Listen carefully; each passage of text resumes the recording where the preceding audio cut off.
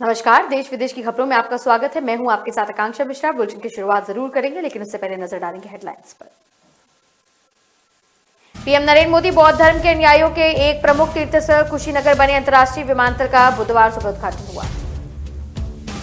Telugu Desam party के कार्यालयों को कथित हमले के राज्य प्रायोजित आतंकवाद बताते हुए प्रमुख एन चंद्रबाबू नायडू ने हमले की निंदा करते हुए आज राज्यव्यापी बंद का आह्वान किया।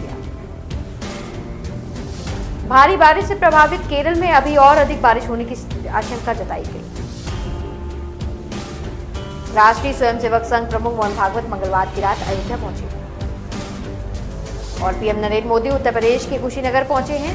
अभिदम दिवस के मौके पर पीएम मोदी ने महानिर्वाण मंदिर में जारी हिस्से कार्यक्रम में हिस्सा लिया।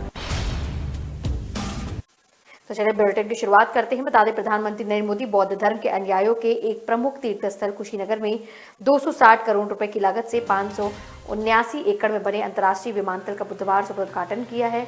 इस हवाई अड्डे पर उतरने वाला पहला अंतर्राष्ट्रीय विमान श्रीलंका सरकार का था, जिसमें उच्च स्तरीय सरकारी प्रतिनिधिमंडल थे। प्रधानमंत्री अपनी इस यात्रा के दौरान राजकीय मेडिकल कॉलेज समेत 12 अन्य परियोजनाओं का शिलान्यास और लोकार्पण भी किया। उत्तर प्रदेश के मुख्यमंत्री योगी आदित्यनाथ ने प्रधानमंत्री के कार्यक्रम के मद्देनजर मंगलवार को कुशीनगर का दौरा कर संपूर्ण तैयारियों का जायजा लिया। इस मौके पर पत्रकारों से बातचीत में सीएम योगी ने कहा कि उत्तर प्रदेश का सौभाग्य है कि प्रधानमंत्री द्वारा उत्तर प्रदेश को तीसरा इंटरनेशनल एयरपोर्ट सौंपा गया है। पूर्वी उत्तर प्रदेश और पश्चिमोत्तर बिहार के विकास में इस नए हवाई अड्डे का बहुत बड़ा योगदान है। इससे न केवल पर्यटन की असीम संभावनाएं उपलब्ध होंगी, बल्कि रोजगार के अवसर भी प्राप्त होंगे। तो तेलुगु देशम पार्टी के कार्यालयों में भी हुए कथित हमले का राज्य प्रायोजित आतंकवाद बताते हुए पार्टी प्रमुख एन चंद्रबाबू नायडू ने हमले की निंदा करते हुए आज राज्यव्यापी बंद का आह्वान किया है। उन्होंने कहा कि राज्य की मौजूदा स्थिति से राज्यपाल बिस्वा भूषण हरिचंदन को अवगत कराया गया है। उन्होंने आरोप लगाया कि पुलिस और सरकार की मिलीभगत से टीडीपी के कार्यालयों में हमला किया गया है। उन्होंने बताया कि इस संबंध में जब उन्होंने डीजीपी गौतम सवांग को फोन किया तो उन्होंने फोन कॉल का जवाब नहीं दिया। तेलुगु देशम पार्टी सुप्रीमो उन चंद्रबाबू नायडू ने कहा कि उनकी पार्टी कार्यालयों में हुए हमले पूरी तरह से संगठित थे और उन लोगों ने राज्यव्यापी बंद का आह्वान करते हुए कहा कि अनुच्छेद 365 के कार्यवाहन के लिए पूछने में संकोच क्यों कर रहे हैं। तोड़फोड़ के साथ राज्य की कानून व्यवस्था की विफलता भी बताई गई। इस दौरान तो भारी बारिश से प्रभावित केरल में अभी और अधिक बारिश होने की संभावनाएं जताई जा रही है। मौसम विभाग के अनुसार बुधवार से राज्य के अधिकांश हिस्सों में और बारिश हो सकती है। आईएमडी के पूर्वानुमान के अनुसार पश्चिमी घाट बेल्ट और राज्य के पूर्वी पहाड़ी क्षेत्रों में बहुत ज्यादा बारिश होने की आशंका है। इडुक्की और कोटायाम जिलों में पिछले हफ्ते के भूस्खलन को देखते हुए केरल सरकार ने पहली बार राज्य के पूर्वी पहाड़ी क्षेत्रों में भूस्खलन संभावित इलाकों में रहने वाले लोगों को निकालना शुरू कर दिया। जिला प्रशासन ने मछुआरों को नाव से लोगों को निचले इलाकों से निकलवाने के लिए तैयार किया है। मुख्यमंत्री पिनराई विजयन ने नदी की घाटियों पहाड़ी क्षेत्रों में रहने वालों को बेहद सतर्क रहने की अपील की है। कहा है कि भूस्खलन और नदी के ओवरफ्लो की संभावना अधिक है। तो अंतिम स्तर पर पहुंच चुके हैं ये लोग और जो लोग घरों में रह रहे हैं उन्हें पहले राज्य आपदा प्रबंधन प्राधिकरण द्वारा खतरनाक स्थान पर रहने के रूप में पहचाना गया है। उन्होंने तुरंत सुरक्षित स्थानों को जाना जरूरी समझा। राष्ट्रीय स्वयंसेवक संघ प्रमुख मोहन भागवत मंगलवार की रात अयोध्या पहुंचे। वे बुधवार को राम जन्मभूमि पहुंचकर रामलला के दर्शन करेंगे। इससे पहले वे हनुमानगढ़ी में बजरंगबली की आराधना करेंगे। यहाँ कार सेवकपुरम के संघ में वो 5 दिवसीय शारीरिक प्रशिक्षण शिविर चल रहा है। संघ प्रमुख भागवत 20 और 21 अक्टूबर को 2 दिनों तक संघ की 45 प्रांत इकाइयों को संबोधित कर विभिन्न विषयों पर चर्चा करेंगे और सारे पदाधिकारियों के दौरान जमावड़ा भी रहेगा। प्रधानमंत्री नरेंद्र मोदी उत्तर प्रदेश के कुशीनगर पहुंचे हैं। अधिम दिवस के मौके पर पीएम मोदी ने महानिर्वाण मंदिर में जारी कार्यक्रम में हिस्सा लिया। उन्होंने यहां पर भगवान बुद्ध के दर्शन किए। पीएम ने बुधवार को कुशीनगर में अंतर्राष्ट्रीय हवाई अड्डे का उद्घाटन किया। कुशीनगर भगवान गौतम की निर्वाण स्थली है और प्रतिवर्ष यहां पर चीन, Sri Lanka, Cambodia, Thailand, Japan, Malaysia, Myanmar आदि तमाम देशों से लोग आते हैं, पूजा अर्चना करते हैं। बुधवार को पीएम ने भगवान बुद्ध का स्मरण किया। उन्होंने कहा कि वे आज हमें गति दे रहे हैं। पीएम ने यह भी कहा बुद्ध आज भी भगवान के संविधान की प्रेरणा है और बुद्ध का धम्म चक्र भारत के तिरंगे पर विराजमान होकर हमें गति देता है। आज भी भारत की संसद में जब कोई जाता है तो इस मंत्र पर जरूर नजर पड़ती है, धर्म चक्र प्रवर्तनाय। उन्होंने कहा भगवान बुद्ध ने कहा था अप दीपो भव, यानी अपने दीपक स्वयं बनो। जब व्यक्ति स्वयं प्रकाशित होता है तभी वह संसार को भी प्रकाशित करता है। यही भारत के लिए आत्मनिर्भरता का प्रेरणा है।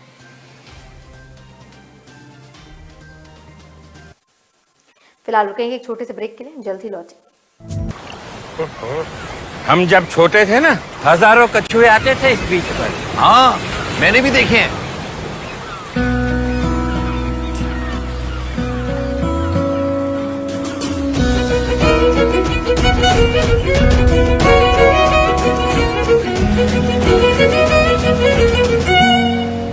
क्या कर रहे हो बेटा? कछुओं के लिए जगह बना रही हूँ ताकि वो दोबारा वापस आ सके। मुझे भी तो देखना है कछुए।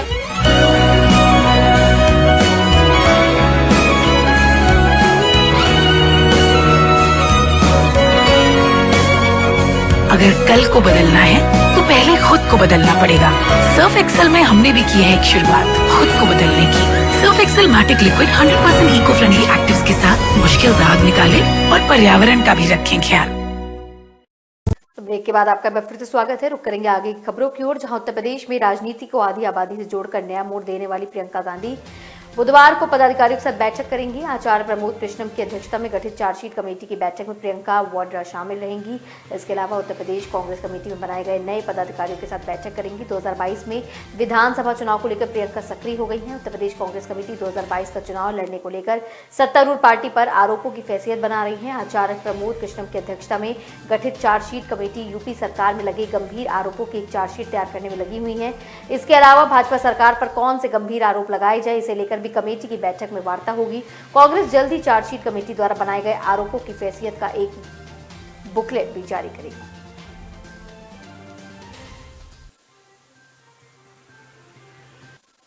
तो यूपी के लखीमपुर हिंसा मामले में दायर जनहित याचिका पर बुधवार को फिर सुप्रीम कोर्ट में सुनवाई होगी। इस मामले में देर में रिपोर्ट दाखिल करने पर कोर्ट ने यूपी सरकार को फटकार लगाई। यूपी सरकार की तरफ से पेश वकील हरीश साल्वे से चीफ जस्टिस एनवी रमन्ना ने कहा कि हमने बीती रात 1 बजे आपको जवाब के इंतजार किया था, लेकिन आज सुनवाई के दौरान साल्वे ने कहा कि हम कल बंद लिफाफे में रिपोर्ट सौंप चुके हैं।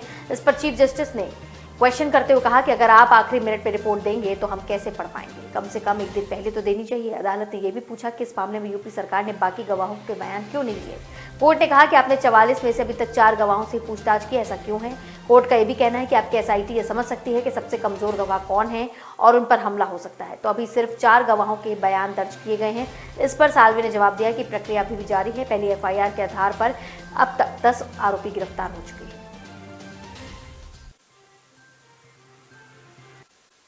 देश में कोरोना के खतरे को देखते हुए केंद्र सरकार ने त्योहार के इस सीजन में लोगों को ज्यादा भीड़ में जाने से हिदायत दी है। सरकार ने राज्य के सभी शहरों में सप्ताह दर चलने वाली दिवाली मेले के आयोजित करने का फैसला किया है। यूपी में होने वाले दिवाली मेलों को लेकर राज्य सरकार की ओर से दी गई जानकारी में उत्सव में सामानों की बिक्री के साथ योगी सरकार की 4.5 साल की उपलब्धियों के बारे में लोगों की जानकारी दी गई। दिवाली उत्सव के दौरान मैजिक शो, ड्रामा, कठपुतली, नृत्य, फूड स्टॉल प्रदर्शनी और एलईडी स्क्रीन के जरिए योगी सरकार की ओर से किए गए अब तक के कार्यों को दिखाया जाएगा। यूपी के शहर विकास मंत्री आशुतोष टंडन ने मंगलवार को मेलों के आयोजन को लेकर समीक्षा बैठक की है। निर्देश दिया है कि मेलों को मनोरंजन और सांस्कृतिक कार्यक्रम दोनों के साथ आकर्षण बनाया जाए। बता दें कि इन दिवाली मेलों का आयोजन उत्तर प्रदेश के हर राज्य में 28 अक्टूबर से 4 नवंबर के बीच किया जाएगा।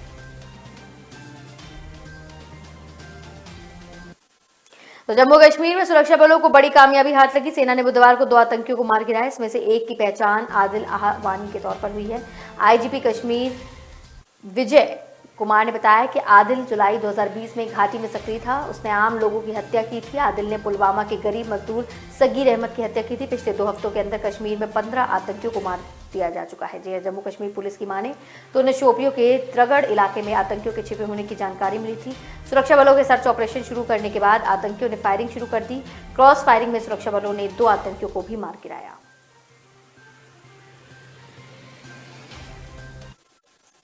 सोशल मीडिया पर पाकिस्तान जिंदाबाद के नारे लगाते हुए एक वीडियो वायरल हो रहा है। बताया जा रहा है कि कल ईद के मौके पर नोएडा ने सेक्टर 20 अंतर्गत इलाके में पाकिस्तान जिंदाबाद के नारे लगाए हैं। हालांकि इस वीडियो की पुष्टि नहीं हो पाई है। नोएडा पुलिस के सेक्टर 20 की पुलिस टीम इस मामले को तफ्तीश कर रही है। इस वीडियो की जांच चल रही है। इसके साथ ही लोगों को और नारेबाजी लोकेशन की उपयुक्त तरीके से जांच करवा रही है। सोशल मीडिया पर वायरल वीडियो में साफ तौर पर देखा जा सकता है कुछ लोग पाकिस्तान जिंदाबाद के नारे लगा रहे हैं। इस दौरान कुछ लोगों के हाथ में पाकिस्तान के झंडे भी साफ नजर आ रहे हैं। तो क्रूज ड्रग्स पार्टी केस में आरोपी अभिनेता शाहरुख खान के बेटे आर्यन खान की जमानत अर्जी एक बार फिर खारिज हो गई है। मुंबई के स्पेशल एनडीपीएस कोर्ट ने आर्यन समेत अरबाज मर्चेंट और मुनमुन धमीजा को बेल देने से साफ तौर पर मना कर दिया है। बता दें कि अक्टूबर के बाद से मुंबई की ऑर्थर रोड में आर्यन जेल में बंद है। जेल में आर्यन कैदी नंबर 956 का बैच मिला है। आर्यन की 14 दिन की न्यायिक हिरासत भी 21 अक्टूबर को खत्म हो रही है।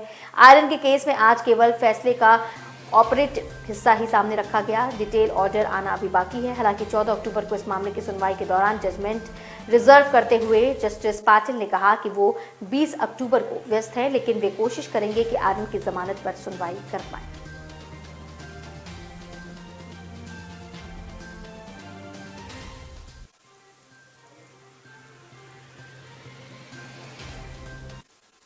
तो गीतकार जावेद अख्तर ने बॉलीवुड को लेकर अपनी चिंता जाहिर की है। मंगलवार को एक इंटरव्यू में फिल्म इंडस्ट्री में अपने हाई प्रोफाइल नेचर के कारण अक्सर ही निशाने पर जावेद आते हैं और इसकी कीमत भी उनको चुकानी पड़ती। जावेद ने यह बात तब कही जब शाहरुख के बेटे आर्यन की ड्रग्स केस में गिरफ्तारी का सवाल पूछा गया था। सोशल मीडिया पर यह बात फैली है कि आर्यन खान के खिलाफ मामला फिल्म इंडस्ट्री को टारगेट करने जानबूझकर दर्ज किया जा रहा है। जावेद से पूछा गया कि उनका क्या कहना है, तो उन्होंने कहा यही कीमत फिल्म इंडस्ट्री को हाई प्रोफाइल होने के कारण चुकानी पड़ती है। जब आप हाई प्रोफाइल के होते हैं तो लोग आपको नीचे खींचने में मजा लेते हैं, आप पर गंदगी फेंकते हैं। यदि आप कुछ नहीं है तो आपके पास पत्थर फेंकने का समय किसके पास है। अख्तर लेखक अलमास विरानी और श्वेता समोता द्वारा लिखित पुस्तक चेंज मेकर्स के विमोचन के मौके पर ये सब बोल रहे थे। अख्तर ने नाम लिए बिना गुजरात के कच्छ जिले में मुंद्रा बंदरगाह पर 2998 किलो हेरोइन की जब्ती पर यह बात सुपरस्टार के बेटे के मामले से ज्यादा ध्यान खींचता है कि बात भी सामने रखी।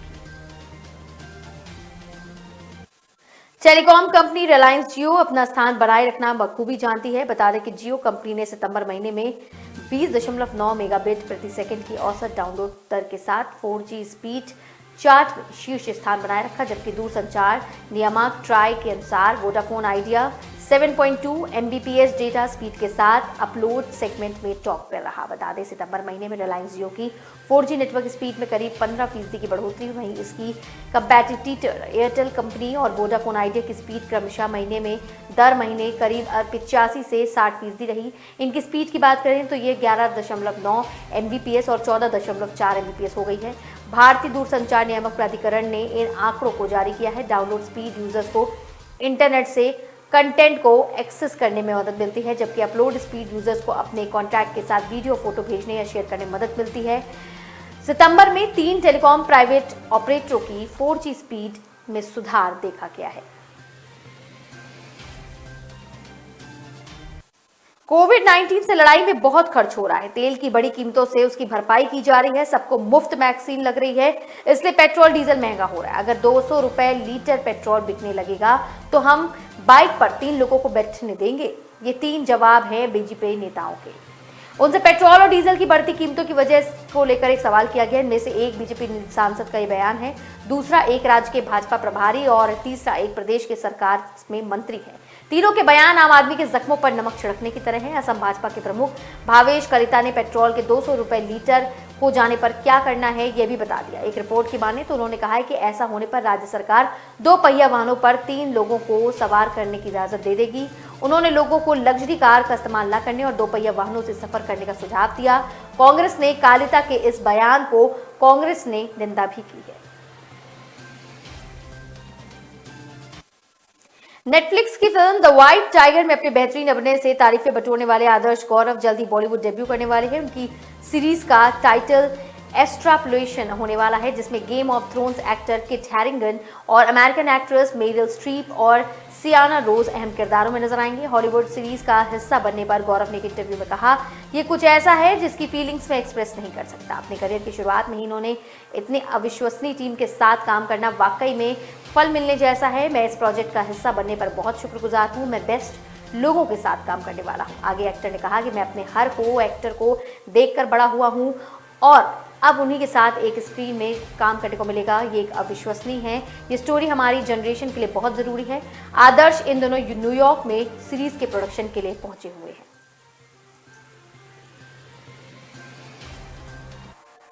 तो फिलहाल देश विदेश की खबरों में अभी के लिए मेरे साथ इतना ही, लेकिन तमाम खबरों के लिए आप देखना ना भूलें के न्यूज़ नेशनल।